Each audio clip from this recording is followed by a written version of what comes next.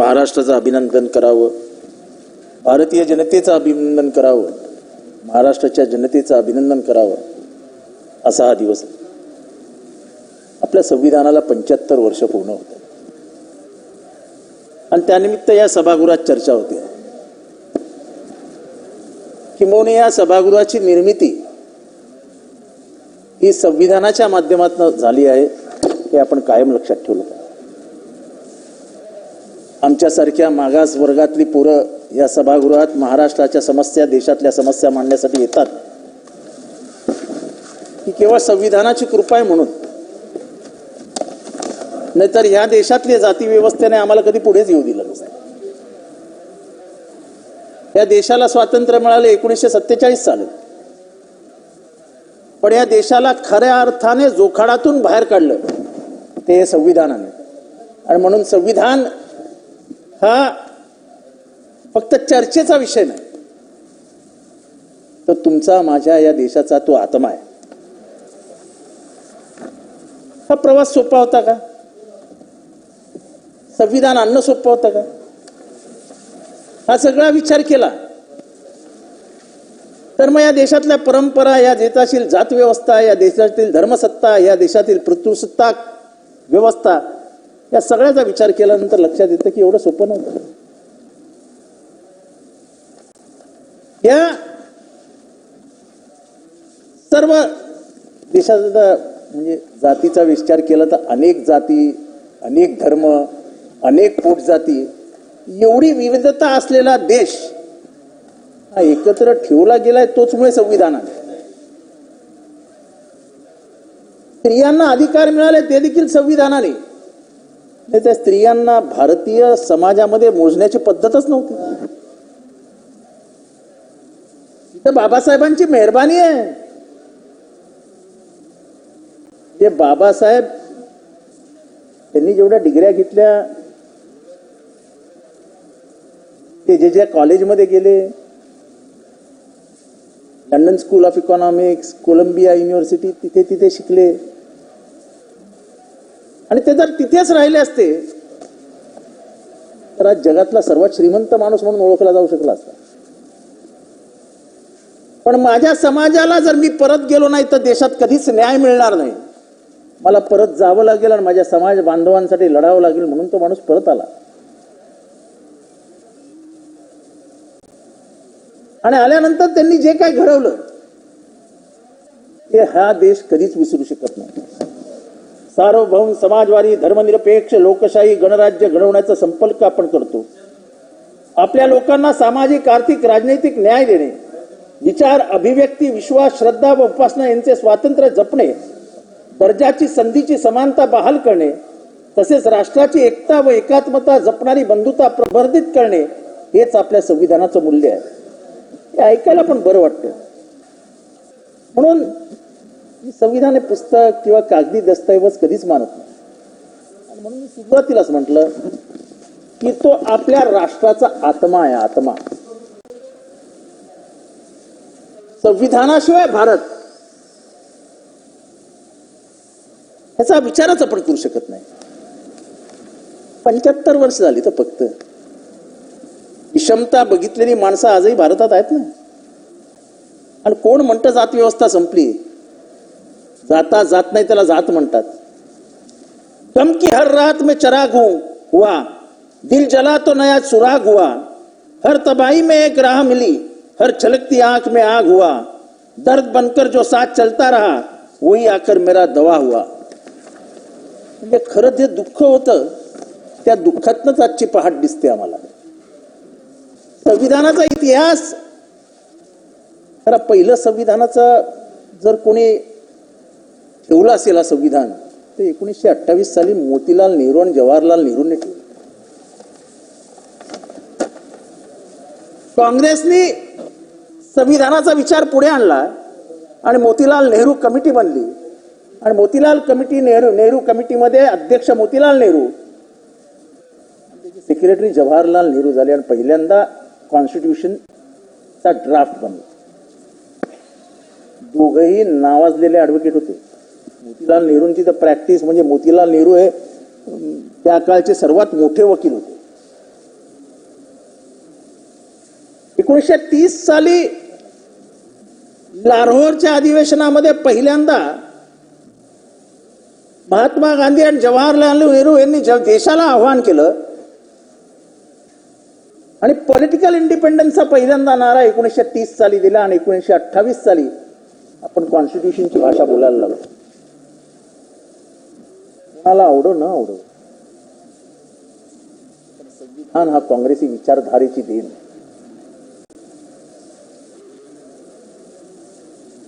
आपण सगळ्या इतिहासाचा, या देशाच्या स्वातंत्र्य इतिहासाचा, काँग्रेस हा पक्ष नव्हता, काँग्रेस ही लोक चळवळ होती. 1985 ते 1947च्या प्रवासामध्ये किती पक्ष होते आणि किती पक्ष नव्हते त्याच्यावर चर्चा करायचीच वेळ आली. तर या देशामध्ये फक्त एकच पक्ष होता, त्याचं नाव होतं काँग्रेस.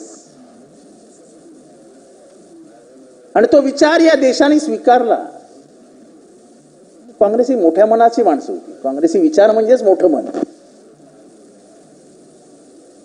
काँग्रेसी विचार म्हणजेच मोठं मन. त्यामुळे कॅबिनेट मिशनच्या प्रस्तावानुसार 16 मार्च 1946 साली संविधान सभेची स्थापना झाली. सभासद निवडून आले. तब्बल 2 वर्ष 11 महिने 18 दिवसात आपण संविधान पूर्ण केले. 11 बैठका झाल्या. अध्यक्ष महोदय, कॉन्स्टिट्यूएंट असेंब्लीमध्ये आलेले सदस्य यांची संख्या आणि त्याच्या नंबर्सचा विचार केला तर 1/5 मेजॉरिटी काँग्रेसला होती. किती? 1/5. पण काँग्रेसने कधी सत्तेचा अतिरेक केला नाही. किंबहुना हे लिबरल कॉन्स्टिट्यूशन देण्याचं काम जर या देशात कोणी केलं असेल तर ते काँग्रेसने केलं. मी काँग्रेसची वाहवा करायला इथे उभा नाही आहे, पण जे या देशाला काँग्रेसने दिलं ते नाकारून चालूच शकत नाही. डॉक्टर बाबासाहेब आंबेडकर आणि काँग्रेसमध्ये मतभेद होते नव्हते हा एक वादाचा भाग आहे. डॉक्टर बाबासाहेब आंबेडकरांनी संविधान, म्हणजे लोक असं म्हणतात कधी कधी की काय त्यांनी एकट्याने थोडी संविधान लिहिलं, मी पुढे येईन त्याच्यावर. पण डॉक्टर बाबासाहेब आंबेडकरांचं जेव्हा आपण नाव घेतो आणि जेव्हा त्यांना विचारलं की तुम्ही एवढे मोठे संविधान कसे हो लिहिलेत, तेव्हा त्यांचं लेखी उत्तर आहे की माझ्या पुढे छत्रपती शिवरायांची स्वराज्याची संकल्पना होता आणि त्याच्यातच हे संविधान निर्माण झालं. या संविधानामध्ये दिसतं काय आपल्याला? महात्मा फुलेंनी सांगितलेली समता, छत्रपती शाहूंचे सामाजिक न्याय आणि डॉक्टर बाबासाहेब आंबेडकर यांनी वर्णन केलेली स्वातंत्र्यता, बंधुत्व, हे सगळं आपल्या संविधानामध्ये दिसतं. आपल्यामध्ये असे खूप चर्चा असतात की गांधींचं पटत नव्हतं, नेहरूंचं पटत नव्हतं. गांधी आणि नेहरूंचं पटत नसतं आणि गांधींच्या आणि नेहरूंच्या मनात नसतं तर डॉक्टर बाबासाहेब आंबेडकर हे ड्राफ्टिंग कमिटीचे अध्यक्ष होऊ शकले असते का? पण त्या दोघांच्या मनात होतं. दोघांनी आपापसात चर्चा केली. हे डॉक्युमेंटेड आहे की ज्या माणसाने शोषण बघितलंय, जो स्वतः शोषित आहे, तोच माणूस या देशाला न्याय देऊ शकेल. आणि म्हणून ड्राफ्टिंग कमिटीचं अध्यक्षपद त्यांना द्या हा पहिल्यांदा ठराव आला आणि संविधान सभेने ड्राफ्टिंग कमिटीचा अध्यक्ष डॉक्टर बाबासाहेब आंबेडकरांना. आपल्याला डॉक्टर बाबासाहेब आंबेडकरांचं कौतुक करावंच लागेल. हे जगातलं एकमेव हस्तलिखित संविधान आहे ज्याच्यामध्ये सगळी धर्म पुस्तकं वाचली गेलेली आहेत. सर्व धर्म, सर्व जाती, सर्व लिंग यांना न्याय देणारी एक पुस्तिका जी त्यांनी लिहिली, जो या देशाचा आत्मा आहे, त्याच्यामध्ये सर्व समाज घटकांना न्याय देण्याचा त्यांनी प्रयत्न केला. पहिल्यांदा 1946 साली बाबासाहेब हे बंगालमधून निवडून आले.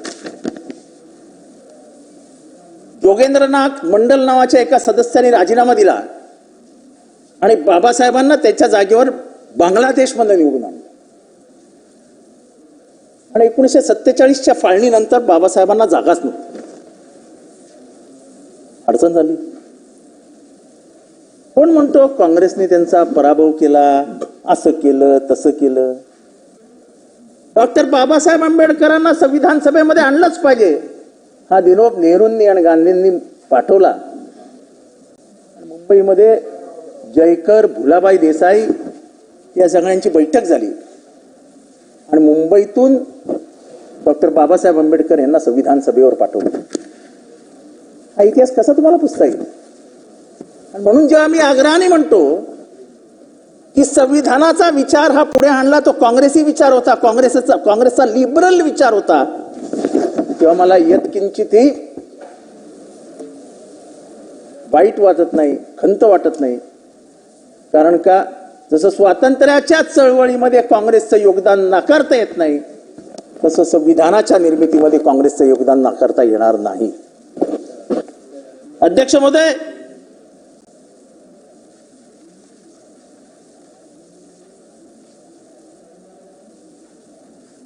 जसं मी सुरुवातीलाच सांगितलं की राऊंड टेबल कॉन्फरन्स इथपासनाचा इतिहास विचारात घेतला की लगेच लोक सांगतात गांधींचं आणि आंबेडकरांचं काही पटत नव्हतं. पण गांधींनीच सुचवलं की ड्राफ्टिंग कमिटीचा अध्यक्ष एका दलित सुशिक्षित माणसाला द्या, म्हणजे हा इथला जो समाज घटक आहे. कारण का धर्मसत्तेने या देशाचे 12 वाजवलेले. हा देश विसरूच शकत नाही की मनुस्मृती नावाच्या एका पुस्तकाने या देशाचं वाटोळं करून टाकलं होतं. चातुर्वर्ण मिनिटा मिनिटाला हा देश खात होता, कुरतडत होता. त्या धर्मसत्तेला हात घालण्याचा हिंमतही कोणी दाखवत नव्हतं. त्या धर्मसत्तेला हात घालण्याचं काम महाडला मनुस्मृती जाळून डॉक्टर बाबासाहेब आंबेडकरांनी केलं. माणसाला पाणी पिऊ देत नव्हते या देशामध्ये. माणसाला माणूस म्हणून जगण्याचा अधिकार मिळत नव्हता. आपण कसल्या गप्पा मारतोय? आज या देशामधली परिस्थिती बदलली आहे, पण ती इतकीही बदललेली नाही की आपण जात विसरू शकू. त्यामुळे या सगळ्याचा विचार केल्यानंतर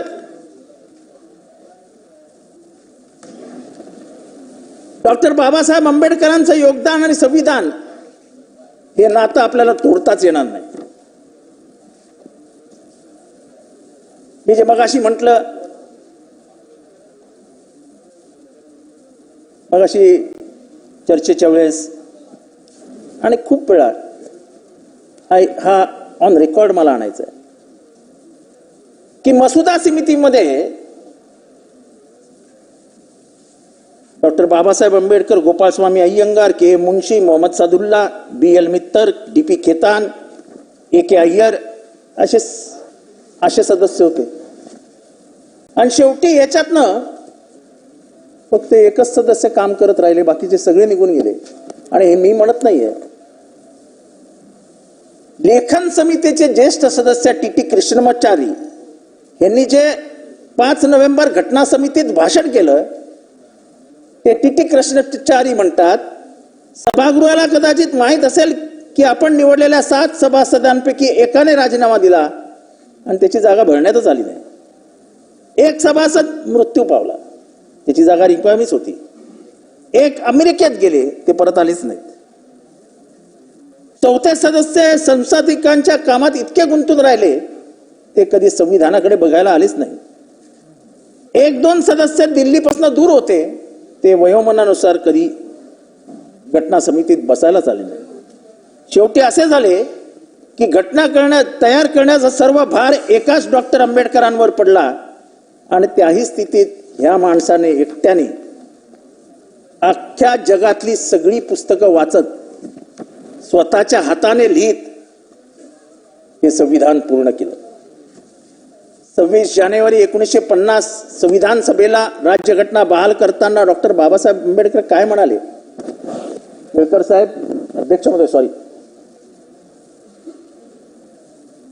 म्हणजे मला हाही सांगायला आनंद होतो की केळकर साहेबांचे पणजोबा आणि डॉक्टर बाबासाहेब आंबेडकर यांचे अतिशय जवळचे संबंध हे कदाचित या सभागृहात खूप जणांना माहित नसेल. संविधान कितीही चांगले असले तरी ते अंमलात आणणारे लोक जर वाईट असतील तर ते वाईटच ठरेल, आणि संविधान कितीही वाईट असले तरी ते संविधान अंमलात आणणारे लोक चांगले असतील तर ते चांगल्या प्रकारे कार्य करू शकतात. हे मी नाही म्हणत आहे, हे डॉक्टर बाबासाहेब आंबेडकर म्हणाले होते. त्यामुळे राज्यकर्ते चांगले असले पाहिजेत हे डॉक्टर बाबासाहेब आंबेडकर हे संविधान सभेत सांगून गेले. एखाद्याला सत्ता देणं सोपं आहे, परंतु शहाणपण देणे कठीण आहे. आपल्या वर्तनाद्वारे ते सिद्ध करूया की या सभेचा सार्वभौम अधिकार स्वीकारले असले तरी ते सुज्ञ प्रमाणात वापरण्यास आम्ही तयार आहोत. हा एकमेव मार्ग आहे ज्याद्वारे आपण देशातील सर्व घटकांसोबत घेऊन जाऊ शकतो. याशिवाय एकतेकडे नेणारा दुसरा कोणताही मार्ग नाही. या बाबतीत कुठलाही संशय बाळगू नका. बाबासाहेब म्हणतात, जर राज्यकर्ते लोकशाही मूल्य पाळणार नसेल तर समाज काय पाळणार? खरं सांगावं, आपण लोकशाही मूल्य पाळतो का? आज विरोधी बाकावरचा आकडा बघून आपण विरोधी पक्षनेता ठरवतो. तो कायद्यातच नाही, तो संविधानातच नाही, आणि संविधानाची चर्चा करतो होतो. पण साधा विरोधी पक्ष नेता देताना 2 अधिवेशन घेणारं हे सभागृह आहे. कुठल्या लोकशाहीच्या आणि कुठल्या संविधानाच्या गप्पा मारतोय? हे संविधान म्हणजे पानं नाही आहेत. या संविधानातनं दिलेले अधिकार तुम्हाला देण्याचं मनोधैर्य आणि तेवढं मोठं हृदयही यावं. या देशाने 2 सदस्य असलेली लोकसभा, विरोधी पक्षात असलेले 2 सदस्यही बघितले आहेत, पण विरोधी पक्षाला चिरडताना कधी बघितलेलं नाही आहे. या देशाच्या इतिहासामध्ये एक मुलाखत जरूर ऐका. जेव्हा राजीव गांधींची हत्या झाली आणि त्याच्यानंतर अटल बिहारी वाजपेयींची मुलाखत घेण्यात आली. ती अटल बिहारी वाजपेयींची मुलाखत ऐकताना अटल बिहारी वाजपेयींच्या डोळ्यात पाणी आहे. ते म्हणतात की मला अचानक निरोप आला की तुम्हाला भारताचं प्रतिनिधित्व करण्याचं, नेतृत्व करण्यासाठी तुम्हाला येऊनच जायचंय. मी आश्चर्यचकित झालो की विरोधी पक्षाचा नेता असून देखील मला अमेरिकेत का पाठवतायत? त्याच्या मागचं कारण एकच होतं की राजीव गांधींना समजलं होतं की अटल बिहारी वाजपेयींना एक आजार झालाय आणि त्याच्यावरचा उपाय हा अमेरिकेतच आहे. स्वतः अटल बिहारी वाजपेयी म्हणतात की तेवढे पैसे माझ्याजवळ नव्हते, त्यामुळे मी जाऊ शकत नव्हतो. हे सगळं अश्रू वाहात अटल बिहारी वाजपेयी सांगतायत. आणि शेवटी राजीवजींनी अटल बिहारांना अमेरिकेत पाठवलं. ते सदस्य असल्यामुळे तिथे त्यांच्या आजारपणावर जे काही उपचार केले आणि त्याचे सगळे पैसे भारतीय शासनाने अमेरिकेत दिले. असे संबंध राहिलेत का आपले? आपण तर काटा कसा काढायचा ह्याच्याच विचारत असतो. म्हणजे राजीव गांधी गेल्यानंतर रडत रडत डोळ्यात अश्रू आणून ही सगळी कहाणी आजही युट्यूबवर आहे. मी खोटं बोलत नाहीये. युट्यूबवर जाऊन ऐका. ही भारतीय लोकशाहीची परंपरा होती, हे संस्कार होते. आता तर जरा विरोधात बोलला, चल ईडी घुस जा उसके घर में. अरे ह्याच ह्याच्यात दिलंय ना तुमच्या संविधानाने की यंत्रणा वापरता येणार नाही, यंत्रणा या स्वतंत्र राहतील. कसलं स्वातंत्र्य आणि कसलं संविधान? निवडणूक आयोगामध्ये सदस्य कोण असावेत हा निर्णय झाला.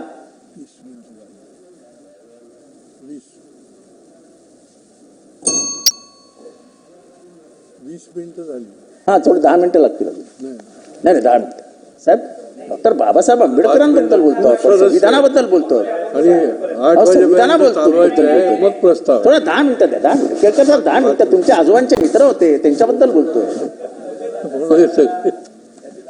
खूप सदस्य आहेत. अध्यक्ष महोदय,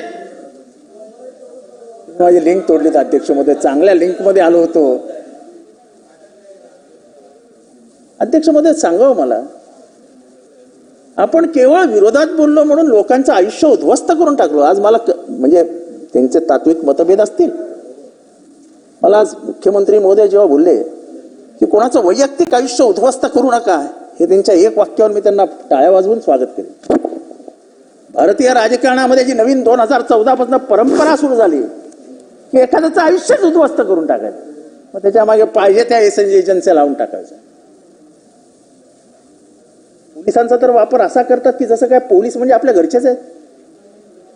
यंत्रणेचं महत्व कमी करण्याचं काम आपण करतो. नाही, मी कशावर बोलत होतो? निवडणूक आयोगावर.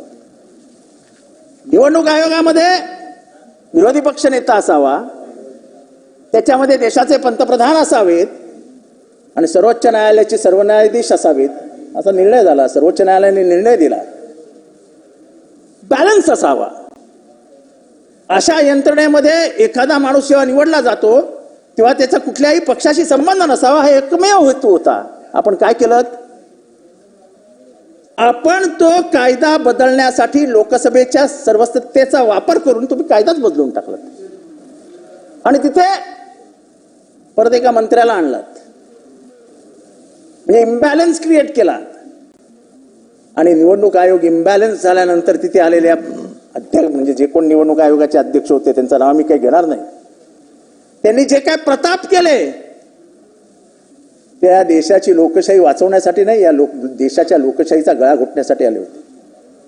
अध्यक्ष महोदय, ईव्हीएम वरती चर्चा खूप होऊ शकते, पण आजपर्यंत निवडणूक आयोगाने लोकसभेनंतर विधानसभेपर्यंत वाढलेले मतांचा आकडा आणि याच्याबद्दलची क्लॅरिटी देण्याचे काम का नाही केलं? अध्यक्ष महोदय, भाषण करताना एकाने सांगितलं की काय तर जवाहरलाल नेहरूंनी पहिल्यांदा संविधान बदलाची भाषा केली. अरे, जवाहरलाल नेहरू आणि गांधींनी संविधान आणलं डॉक्टर बाबासाहेब आंबेडकर यांच्या सहकार्याने. हे काँग्रेसी देण आहे, काँग्रेसी विचारांची देण आहे. आणि तेव्हा नेहरूंसारखे पंतप्रधान होते म्हणून श्यामा प्रसाद मुखर्जींसारखे मिनिस्टर केले त्यांनी स्वतः बरोबर. त्या श्यामा प्रसाद मुखर्जींनी जनसंघाच्या स्थापनेपासून स्वतःला त्या चळवळीत दिलं, हिंदू महासभेशी संबंध ठेवले. मला इतिहासात जायचं नाहीये, पण काँग्रेसने मुस्लिम लीगशी कधी युती केली नाही. पण त्या मुस्लिम लीगची युती ही श्यामा प्रसाद मुखर्जींनी केली होती. हा देखील इतिहास आहे. पण त्याच श्यामा प्रसाद मुखर्जींना या देशामध्ये पहिलं सरकार नेमताना नेहरूंनी आपल्या मंत्रिमंडळात कॅबिनेट मिनिस्टर म्हणून घेतलं. हा मोठेपणा हा फक्त काँग्रेस देतं, काँग्रेसी विचार देतात. अध्यक्ष महोदय, कोण करत होतं संविधान बदलाची भाषा? त्यावेळेसच्या काँग्रेसबद्दल बोलतोय, कशाला एवढे चिडता? राहू द्या ना. त्यावेळेच्याच काँग्रेस बद्दल बोलतोय, जाऊ द्या, तुमचा काय संबंध आहे? बसा. अध्यक्ष महोदय, 5 मिनिट. अध्यक्ष महोदय, या देशाला संविधान बदलाचं वारं आवडत नाही. आम्ही कधीच बोललो नाही संविधान बदलूया. आम्ही कायम संविधानाच्या बाजूने उभं राहिलो. या देशामध्ये कोण बोललो 400 आले तर संविधान बदलू? आम्ही बोललो होतो. कोण होता? अनंत कुमार हेगडे. कोण होता अनंत कुमार हेगडे? पहिल्यांदा अनंत कुमार हेगडे हे मंत्री कर्नाटकात आले होते आणि त्यांनी पहिल्यांदा या देशामध्ये दगड मारला. आणि त्याच्यानंतर तर सातत्याने बोलणंच सुरू झालं की 400 द्या, संविधान बदलू, 400 द्या, संविधान बदलू. तुम्ही संविधान नाही बदलू शकत. जोपर्यंत या देशामध्ये संविधान आहे तोपर्यंत हा देश आहे. हे मी अत्यंत जबाबदारीने बोलतो. की ज्या दिवशी या देशातल्या संविधानाला हात लावाल त्या दिवशी या देशाचे तुकडे तुकडे होतील आणि आमच्यासारखे दलित समाजातले ओबीसी वर्गातून आलेले जे कधी या सभागृहात येऊच शकले नसते, जोपर्यंत आमच्यासारखे लोक जिवंत आहेत तोपर्यंत आम्ही या संविधानाला मारलेली मिठी कधीच सैल होऊ देणार नाही. मणिपूरमध्ये हिंसा झाली. या देशामध्ये, मणिपूर सारख्या देशामध्ये तुम्ही सांगता 2 मिनिटं. तुम्ही सांगा. पवार साहेब 2 मिनिटं. शेवटचं. 2 मिनिट. या देशामध्ये मणिपूरला हिंसा झाली, रस्त्यावरती बलात्कार झाले, बायकांना जाळण्यात आलं. कुठे गेलं होतं संविधान? कुठे गेली होती संविधानाची प्रतिष्ठा? अहो, पंतप्रधानांना तिथे फिरायला देखील वेळ मिळाला नाही. आपल्याला फॉरेनला जायला वेळ आहे, पण आदिवासी महिलांवर बलात्कार होतोय, रस्त्यांवरती जाळल्या जात आहेत. आपल्याला कधी चिंता वाटली नाही.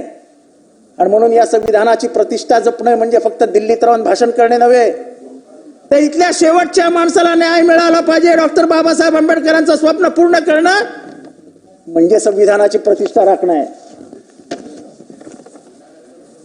अध्यक्ष महोदय, जाता जाता मला फक्त ब्रॉडकास्टिंग बिलची आठवण करून द्यायची आहे. एक ब्रॉडकास्टिंग बिल नावाचं बिल येत आहे, तुम्ही ऐका. आता पवार साहेब तुम्ही ऐका.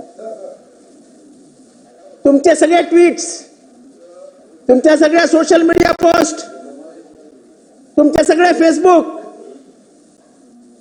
हे सगळे अकाउंटेबल धरले जाणार आहेत आणि त्याच्यावरती वॉच ठेवण्याचे अधिकार सरकार स्वतःकडे घेत आहे.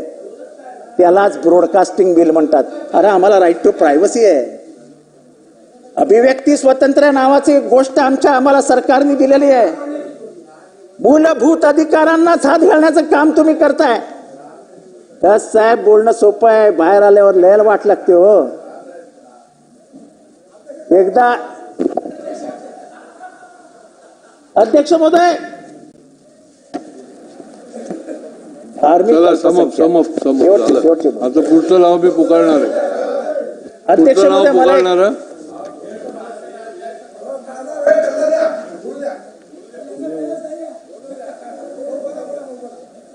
असं बघा. अध्यक्ष महोदय, मला जाता जाता आरक्षणावरती बोलायचं. आरक्षणावरती टीका करणारे नेहमी काय सांगतात माहितीये? स्पर्धा व्यवस्थित होत नाही, स्पर्धा. अरे, 5000 वर्ष आम्हाला पुस्तकाला हात लावू दिला नाही, त्याच्याबद्दल काय बोलणार हो? 85% माणसं आजही अशा समाजात नाही येतात ज्या समाजाला शिक्षण नावाच्या गोष्टीची ओळखच नव्हती. या 15% समाजाने या भारतावर वर्चस्व गाजवलं. आणि जर 85% समाजाला न्याय देण्याची व्यवस्था संविधानाच्या आरक्षणाच्या माध्यमातून होणार असेल तर तुम्हाला एवढं का वाईट वाटतं? आरक्षण म्हणजे काय कोणाच्या आर्थिक उन्नतीचा यंत्र नव्हे. एखाद्या कमकुवत वर्गाला ताकद देण्याचं काम जर आरक्षणाच्या माध्यमातून होणार असेल आणि तो माणूस ती ताकद घेऊन वेगाने धावणार असेल तर तुम्हाला वाईट का वाटतो? जाऊ द्या ना त्याला. अरे, 5000 वर्ष तुम्ही रोखलात ना त्याला. अरे, बाबासाहेबांनी जर मनुस्मृती जाळली नसती तर मनुस्मृती हाच आमचा कायदा आहे अशी म्हणणारी एक संस्था होती ना. कल्याण शेट्टी, सचिन कल्याण. शेवटचे 2 मिनिटात अध्यक्ष, शेवटचे झाला आता. आणि त्यामुळे आरक्षण, आणि त्यामुळे